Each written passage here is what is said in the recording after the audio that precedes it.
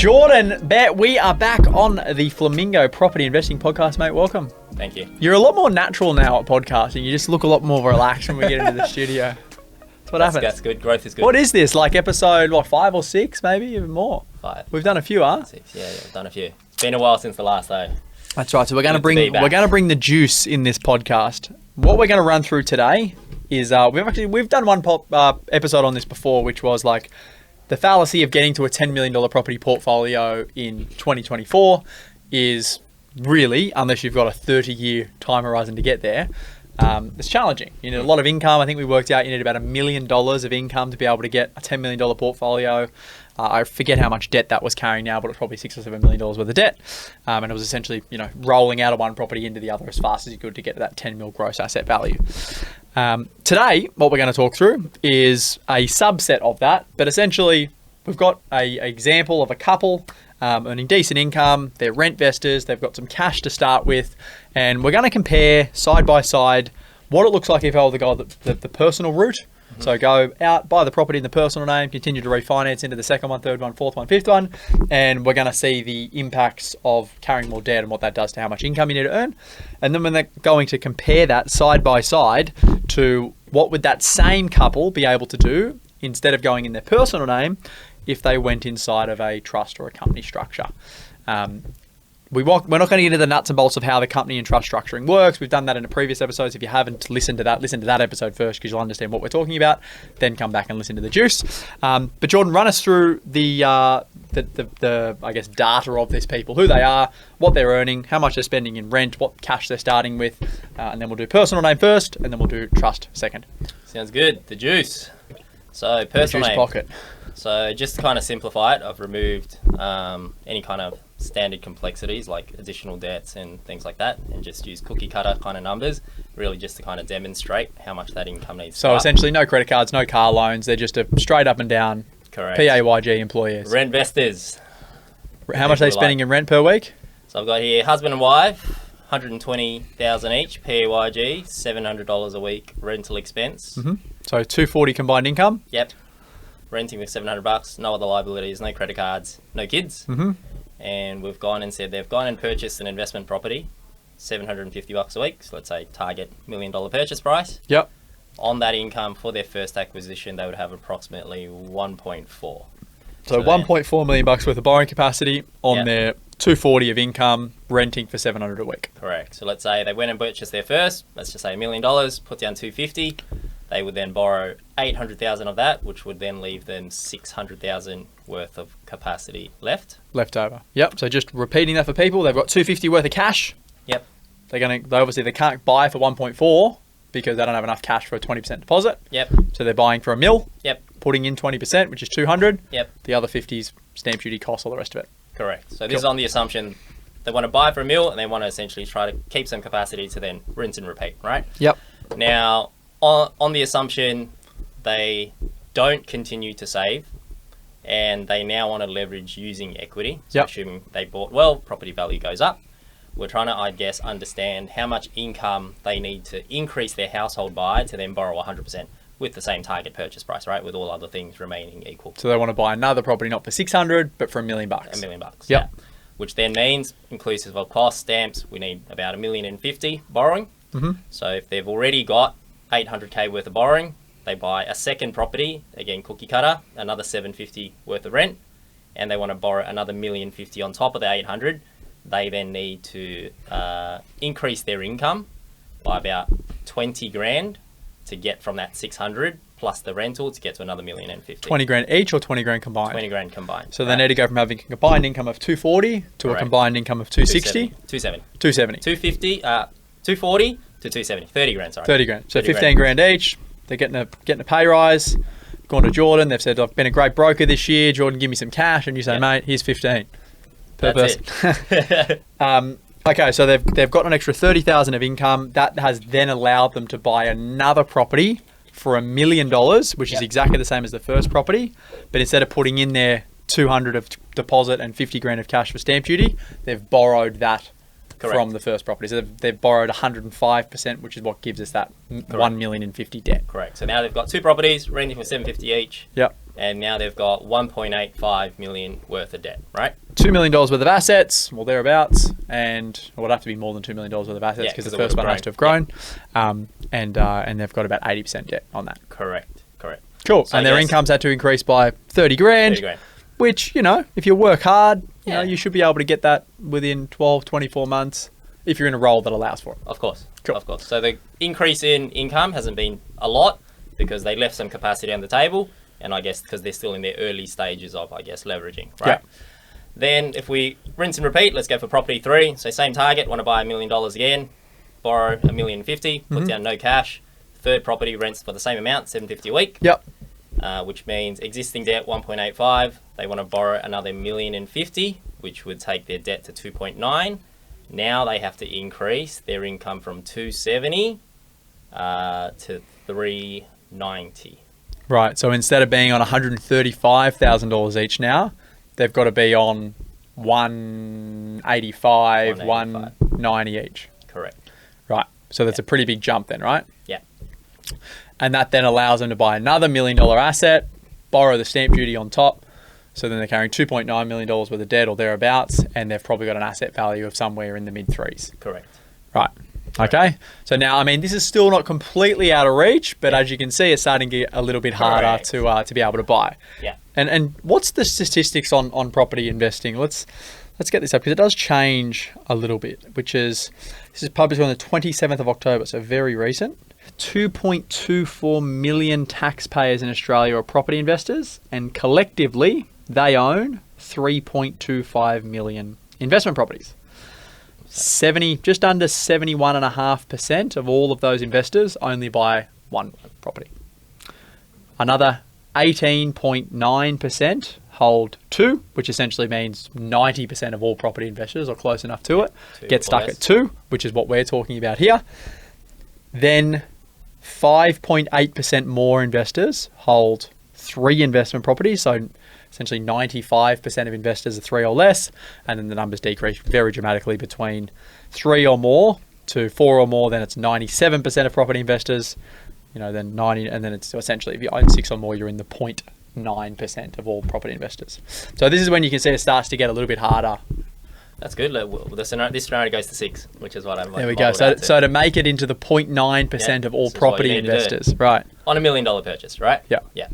And as we discussed, 6 but properties. $1 million days, like if you're in Brisbane, you're in 15, 20 k's of the city, $1 million is really, still not getting you a great deal. $1 million in Melbourne, $1 million in Sydney, $1 million in Newcastle, even Adelaide now. We bought a property in Adelaide the other day for $1.2 million.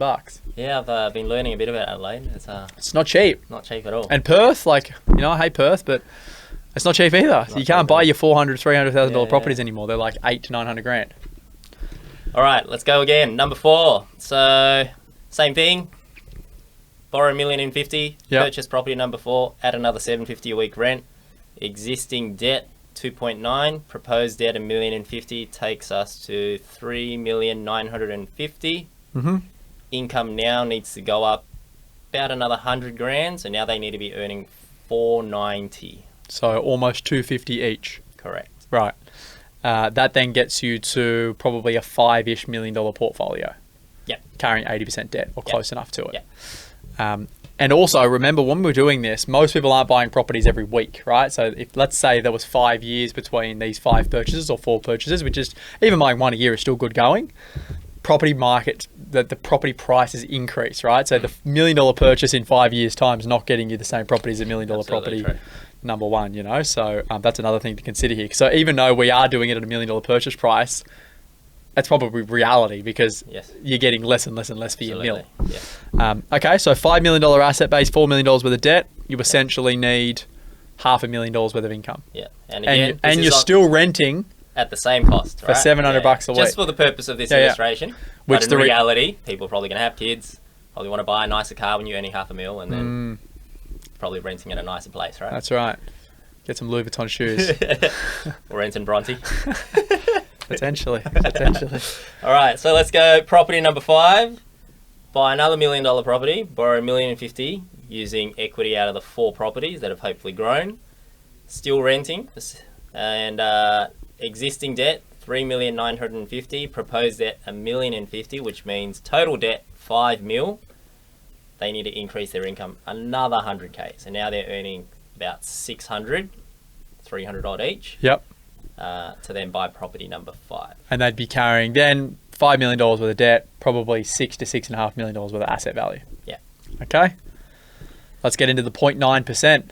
Now, property number 6. So this takes you into that 0.9% of not the Australian population, the investor population. So just so people have context on this, because I know it may feel like on Instagram there's a lot of these punters. There's 19,920 investors in Australia that hold 6 or more investment properties. This data is calculated only on personal name. Obviously, a lot of these people that hold them in entities. But essentially, there's less than 25,000 Australians that have 6 or more properties. That's interesting as a number. I didn't think of it that way. 25,000. And in Australia, we have a population of about 27 million. So let's look that up as a percentage. So we've got 25,000 divided by 27 million times 100. So you are in the not the 0.9%, the 0.09% of all Australians. Pretty crazy. Let's do it. Property number 6. Same $1 million purchase, borrow $1,050,000, add another $750,000 rent, existing debt $5 million, proposed debt $1,050,000, which takes it to $6.05 million. Now you need to be earning $730,000, $365,000 each. So what's that as a salary in Australian population? How many salaries. What was the salary? Tell me, and I'll Google it. 700k 700. That's combined. So let's say 700 odd. Yeah. So Australian. I only read this the other day. 10% of the population earn $100,000 or more a year, which is already like a pretty. So that's the first purchase. That's right. So you got to be in the top 10% of income earners regardless. Oh wait, that's individual, right? That's right. Okay. Yeah. Yep. So not household. The top 1%, those Australians with a taxable income of greater than $350,134. There aren't many of them, just 110,000 Australians. Right. So you need 2 of them. That's right. You need 2 of them, right?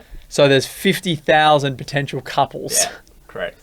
So 110,000, there's 82,258 men and 28,355 women. That was in 2021, so it's probably changed slightly now. Right. But fascinating, if you earn a taxable income of 131,501 or more, then you earn more than 90% of other Australians. Isn't that so crazy to think about? Which then means to buy the median house price in Sydney, you need to be a top 10% earner. And so does your partner. That's right. Not only you also have to couple up with someone who's a top 10%. Or you bought a long time ago. Yeah. But to buy today. Yeah. So essentially you need to be in the top 1% of income earners to 2 people in the top 1%. Yeah. Or 1 and the other one, in not. But essentially 700,000 of combined income to get to that 6 plus properties, which would be about $6 million in debt or close enough to it, and probably $7.5 to $8 million worth of asset value. Yeah. Which falls very much in line with what we were saying. Like to get to a $10 million portfolio, you need to be cracking $1 million a year, right? About there. So that's the traditional way, right? If you're on 700 smacks a year, whether it's combined, whether it's individual, you're paying a lot of tax and you're going to get a lot of benefit out of these properties being negatively geared, the depreciation and all the rest of it. But most people aren't on that. Now, there is another alternative, which we're going to run through, and the difference is pretty huge. I think there's a few variables that obviously have to align, but they're where there's a will, there's a way, is the way that I like to think about it. And if you want to grow your wealth and you're not a part of the people earning 350 big ones a year, but you're strategic and you plan, you can do it another way potentially, obviously get the right advice around it. But let's run through what it looks like if we were to buy the same assets in not our personal name, but inside of entities, and we start, same situation, the 2 people paying the $700 a week in rent, and they want to keep growing the portfolio, and they start with that $250,000 of cash. Of course. Okay, so to recap on the couple scenario, it's a married couple, 120 each, same, renting for $700 a week. looking to buy an investment property with $750 rent with a target purchase price of $1 million.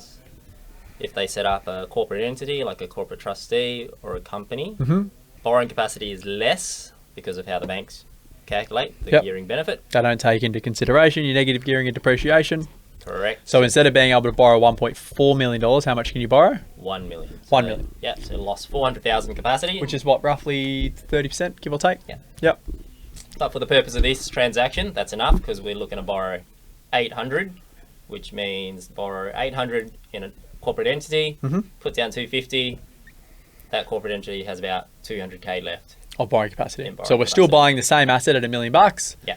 We're borrowing 80% of that $1 million, which is 800, and we're putting into the first property our 200,000 of cash for the deposit, and giving our 50,000 that's left over for stamp duty and costs. Correct. Cool. So we got one that's sitting in an entity, exactly the same numbers as it was with the personal name purchase, both at $1 million. Yep. Now, property number two. Property number two. So if we wanted to rinse and repeat, same as the personal scenario, the goal was to purchase property number two, $1 million, which then means we need to raise 250,000. This is, I guess, where it gets a bit interesting. So if entity number one had 200,000 capacity left from the first scenario, they essentially need to raise that capacity from 200 to 250.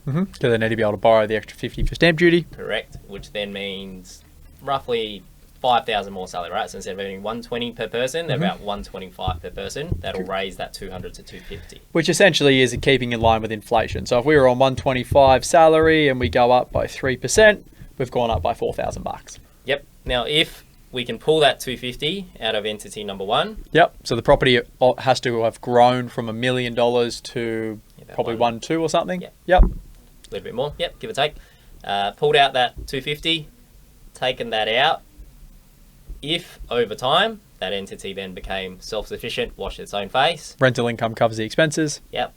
Then if salaries haven't increased and then they were to go again and we could ignore that entity because it washed its own face. Yep. They could then essentially go straight for the second. Buy property number two. Yeah. Okay. And then we haven't put any of our own cash into that second deal, so it's exactly the same as the way that we did in our personal name. Yeah. We borrow the deposit and the cost from the first property and roll it into the second property. Correct. In scenario number one, in the personal name, how much did we have to increase the salary by to get there? It was like $25,000 or $30,000 per person. 30 total. 30 total. 15,000 per person. And we've only had to increase it 10 per person. Okay. Yeah. So $10,000. Get property number two. Yep. Now property number three. Yeah. So now property number. So assuming property one is in entity one. Yep. Property two is in entity two. Yep. Property entity one would be capped out on current salaries because we would have taken the $1,050,000. Yep. So that entity one now, just so for everyone's context, we've gone from having $800,000 of debt, which is what we had originally. We've then refinanced that loan to pull out the equity and the costs. That loan's now $1,050,000 inside of that entity. Yep. And I get asked this question all the time: how come you set up new entities for new purchases? Because inside of that entity now you have no more borrowing capacity. So that you just push that to the side, that property sits there, and over time, if rates go down or your salary increases, you may open up more capacity inside of that entity, but for all intensive purposes, you wouldn't touch it. You roll into property number two, and in the second entity, because you've gotten the deposit and the costs from the first property, which is held in entity number one, inside of entity two, you're only holding 80% debt. Correct. Which means you still have 250,000 worth of capacity in that entity. Correct. And that's what you then borrow to go buy property number three. Correct. So leave entity number one alone, assuming it is self-sufficient, washes its own face. Entity two, borrowed 800. Once property number two in entity two increases in value enough over time, we would essentially just rinse and repeat. Take the 250 out, salaries remain the same, and then you'd roll into the third, right? And you just keep going, I guess, until you realise it's time to stop. So essentially, all things being equal, you find properties that pay for themselves. You don't get any significant income jumps from your 125, 130 a year to 350, 400 a year. You could essentially get to 6 properties using that strategy with the same incomes if the properties paid for themselves. In theory. In theory, that's right. But of course, most people would assume incomes would rise. Otherwise, they probably wouldn't be too comfortable holding that level of debt, right? Exactly, yeah. But I guess the increase, I think this is something you've mentioned in the past. The the borrower is a bit more in control of when they want to stop, rather than just the standard stress testing of the bank, right? So you'd obviously want to be responsible in all of those things. Yeah. But then your income doesn't have to jump 100K on each purchase. That's right. And going from maybe 120 to 140 may not be too hard, but going from, say, 250 to 350 to 400, as obviously that gets bigger. It's hard. Well, there's only 1% of Australians that do it, right? So it's whether you go from 0 to 6 properties or you just go from 0 to 3 properties, like the difference from only having 1 property to 3 is 300%. Which if you're earning 130 a year, there's no reason why you couldn't hold the three entities. You could afford to. The banks just probably don't let you based on the way they calculate the serviceability. And then you compound that out over 10, 15, 20, 30, 40 years. Like the difference is millions and millions and millions of dollars at that end result, or a much sooner retirement or outcome that you want. So it's pretty powerful stuff when you have the right strategy, right? And I mean, I don't know how many clients we work on together or people that we speak to together where, they come and go, I guarantee off the back of this podcast, so this is for these people. I listen to the podcast, I've maxed my personal serviceability, can I do the trust strategy? This does not work if you have maxed your personal serviceability. Like this strategy only works early in your journey. If you start like these people have started. No debt or minimal debt, cash to start off with, and then they roll from there.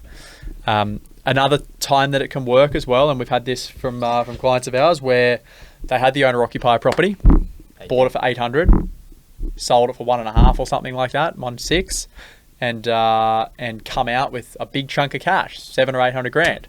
Now the bank doesn't care how much cash you have. The bank cares about what your income is and what they'll allow you to borrow. So hypothetically speaking, if these people just went out there and said, okay, well the bank will lend us 800 grand. We've got 800 in cash, we can go buy something for 1.5 million. They're essentially in exactly the same position as they would have been in when they had the owner-occupier property. But strategically being able to say, well, you've got 800,000 in cash, you can borrow 800,000 inside of a trust. You've essentially got 3 deposits there to go and buy $3 million worth of assets, where if you went and did it in your personal name, you could only borrow $1 million and put your 800 in. So you're getting double the amount of assets with the same amount of resources. Again, that's powerful stuff. And then it's just about buying the right assets. Absolutely. And a lot of people think, oh, well, how does a property actually pay for itself as well? Look at I run on my numbers and they don't pay for themselves. Like people they think too short term. Properties may not pay for themselves right now. But if you go cap yourself out in personal serviceability and then they do start to pay for themselves because rates drop by a percentage point, rents increase, and all of a sudden your property's cash flowing itself, by it being in an entity, all of a sudden that frees up the capacity, even if it's not free right now. So it's important to plan. Yeah, and I think that's why it's good to run that personal scenario because, like you said, people don't borrow properties every week, right? There might be 5-year gaps in between, but realistically, how many individuals go from 100 to 500 in 10 years, right? Income-wise. None. Whereas properties increasing at that value over 10 years is not unheard of, right? Quite common. How much your income can grow versus how quickly you can leverage is not like for like, right? 100%. 100%. So and often, like if you're on your 130 a year or 140 a year, it's a good income. You can live a good lifestyle on that. And if you've got properties that are paying for themselves and you get a few properties under the belt, like you look at the growth of those assets versus what you're earning, and the properties are probably making more than what you are making on a yearly basis from growth, right? And that's when it starts to become really cool because you essentially know that, hey, my future's looked after. If I piss all my money up against the wall and I don't actually do anything with it after I've bought assets, it's not really a big deal as long as I can make my mortgage repayments, because my worst case scenario is I need to sell some properties and all of a sudden now I've got hundreds of thousands or millions of dollars worth of equity, which is a pretty good position to be in. Absolutely.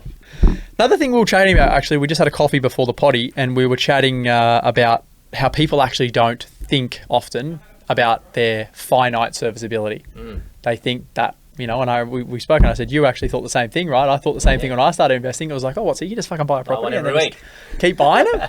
Because that's what you think, right? You're like, equity, buy one, mad. But it's obviously not like that. But everyone has a finite amount of serviceability. If you earn $10 million a year or you earn $100,000 a year, everyone can only borrow a certain amount of money. Yeah, and even in this scenario, it's still finite, either capped by the bank or like capped by your own cash flow. That's right. So yeah, absolutely finite. So if you know your serviceability is finite, and we've just outlined exactly how finite it is, like if you're on 200 grand a year, you're only probably getting $2 million worth of debt, or thereabouts.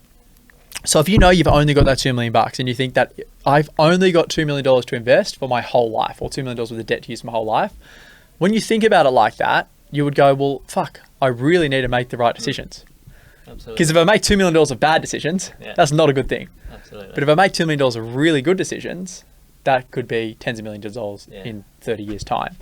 So it's very, very important to think about that stuff. It's like not many people are going to go and buy 5 to 10 properties, and the numbers show us that. Yes. So if you're only going to buy 1, 2, or 3 properties, make sure they're the best properties and that you never, ever, ever have to sell them. Yes. Like, fuck, I've been doing these shitholes videos, and they're quite funny. You know, when people comment on there, oh, you don't know what the fuck you're talking about. My property went up 100 grand last year. I bought it and now it's valued at this. And I'm like, dude, that's fucking awesome. I'm very happy for you. Hold that for the next 10 years, not the next 12 months. Mate, it's like you don't always have to be retarded not to make money in property in the last 4 or 5 years. But if you hold that property for the next 10 years and you still only made that 100 grand, or it even went to 200 grand over 10 years, is it still impressive? Probably not, right? And we've seen that time and time again. It's like you buy a property, it has really strong growth in a short period of time, and then that 5 or 6 years of stagnation. And every year it doesn't grow after you get that initial uplift. All of a sudden your yearly annualized growth rate just gets lower and lower and lower and lower and lower. 100%. My parents' Marcoola apartment did that exact thing. So they bought it off the plan, settled on it, and like I think within 24 months of them settling, it grew. Like I think they might have paid $330 or $340 for it. I need to get them on the podcast, and then it probably went up to $500. And if they would have sold then, or like they would have looked at the numbers then, it's like 20% year-on-year growth. Fucking incredible. Yeah. But then it did nothing and actually went backwards. Right. So did they really make 200 grand? Of course not. They made nothing. They still have it? No, they sold it 11 years later for less than what they paid for it. But like lots of people would fall into that category. Made some money in the short term, amazing. Then the market goes backwards or doesn't grow. And that's why it's really, really important to make sure that when you're investing your finite amount of serviceability, you put it into assets that you'd be happy to hold for the next 30 years. Working as hard as it can be. That's right. Yeah. And that you never have to worry about it again. Absolutely. And that's why I always talk about just track record of performance. You may not become a millionaire or a billionaire overnight, but if the market turned off and you couldn't sell a property and you just had to sit on it, would you be more happy sitting on a property that's been in a marketplace growing at 7% per annum for the last 20 years? Or would you be more happy sitting on a market that's done nothing for the last 10 years and has done really well in the last 2 years based on, you know, investor spike and essentially a manipulated marketplace? Yeah, I think that's a really good point. And I think every time we get a call, and we always really spend I would spend 50% of my time on a client initial call, really understanding what they want to achieve, right? And the most common answer is I want to buy 10 properties in the next 5 years or something like along those lines, 5 properties in the next 3 years. Yeah. And then we run through the income, run through the deposit, and before even getting into explaining the finance side, I essentially say, look, realistically, if your income stays at this level, are you at a growth stage of your career where it's going to double, or is it kind of at the mature stage where it will grow with CPI and a little bit here and there? Yeah. You want to kind of change that mindset, because if you have this mindset that you can buy unlimited property versus you can buy limited property, you'll be probably a bit more selective on the latter, right? 100%. And unfortunately, like maybe you and I, we might not have had that mentality once upon a time, which is probably why. Oh, maybe not you. You've still got some. Your bad purchase was still in Coogee, right? Yeah, that's right. It's still units in Coogee. So and it's only a bad purchase because I'm now subjectively looking at it going, if I knew now, or knew then, sorry, what I know now, I wouldn't have bought that property. But again, the right location. Yeah, still has a big impact. Yeah, it just like makes everything okay because all the other properties around it are much better. Yeah, very powerful. Yeah, but if I only had the capacity to buy that property, you know, the Maroubra one, and then maybe one of the others. I've fortunately had the ability to increase my income, which has allowed me to buy more and more and more properties. But if I only had those 3, are they actually the 3 best properties for my money? Like looking back on it now, probably not. Probably not. I can't manufacture the yield in any of them. They've grown well, but have they grown as good as something maybe like another property could have? Who knows? But I've just fortunately been able to buy more and more and more properties, and they laid the foundation for that to happen. Correct. But not everyone's that fortunate, right? Exactly. And another thing, just before we close off, people need to focus on is not making percentages. You can't bank percentages. That's what people focus on. I made 20%, I made 30%, these markets are by 50%. Like, no one cares about, you can't go and pay your mortgage or your car with a percentage, right? You need to worry and focus on making money. Dollars. The whole thing of like, oh, well, I got $1 million worth of capacity, for example. I'll only spend 600 of that. That's great. 600. You've now got 400,000 left over capacity. of which you'll probably never use. You can't buy anything for 400 grand. So you've just left 400,000 of capacity on the table, which is not just 400,000 of capacity, it's millions of dollars of lost growth in the future, right? The larger the asset that you can get into, generally the more money that you will make. Because fixing a hot water system on a $400,000 house or a $4 million house costs the same. It's a hot water system. Fixing a roof on a $300,000 house or a $4 million house is virtually the same. It's a roof. So your relative cost as a percentage of the overall value of the property is much lower the higher you go in property value. Your rents increase, they're higher. Your yield might be lower against purchase price, but your money, your dollars of rent are higher. That's what we focus on. What do you reckon, Jordan? That all makes sense. Let's go make some cash, hey? Juicy stuff. Mate, gold. Thank you. Thank you, Jack. This is general advice and does not take into consideration your objectives, situation, or needs. You should consider if this advice is suitable to you or your circumstances, and please read any applicable PDS beforehand. This is a Henderson podcast production.